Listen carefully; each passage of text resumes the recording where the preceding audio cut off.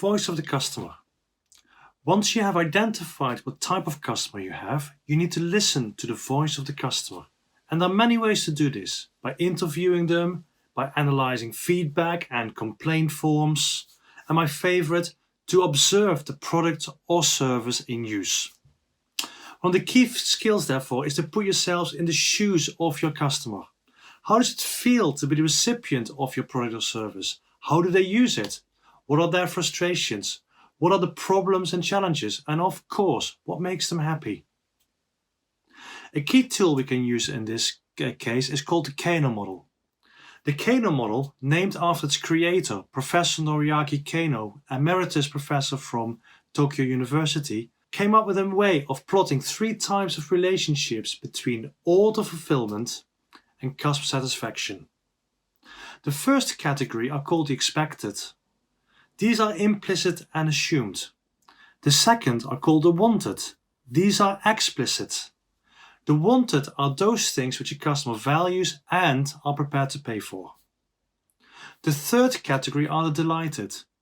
These are those things which a customer didn't realize they could get as part of the product or service, but they do create delight.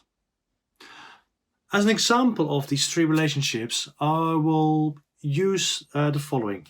I'm ordering a hotel room. I want an ensuite with a bath. It's a double room for single occupancy, and I want a nice view.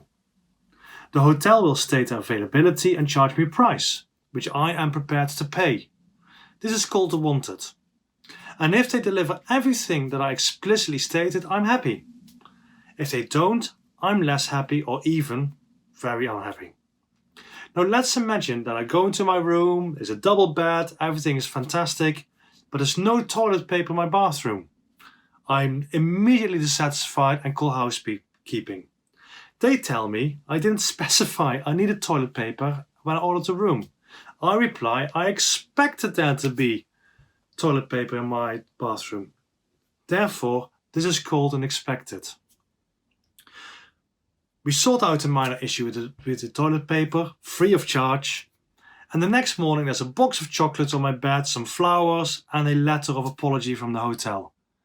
It says, "Sorry for the inconvenience, this is our mistake, please accept these gifts and have a complimentary meal in the restaurant." I didn't expect this, and therefore I am delighted. Now the funny thing about delighters are that they often are a low cost to the supplier, in this case a hotel, yet give me a sense of customer delight.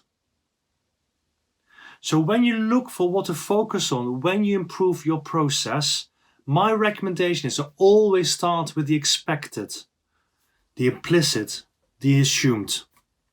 The majority of complaints will be made around those aspects of your product or service delivery which the person did not expect. They assumed it there to be as part of the natural value that they wanted and are prepared to pay for. Once you fix the expected, you focus on the wanted and finally on the delighters. For example, don't give me a free meal instead of toilet paper in my bathroom.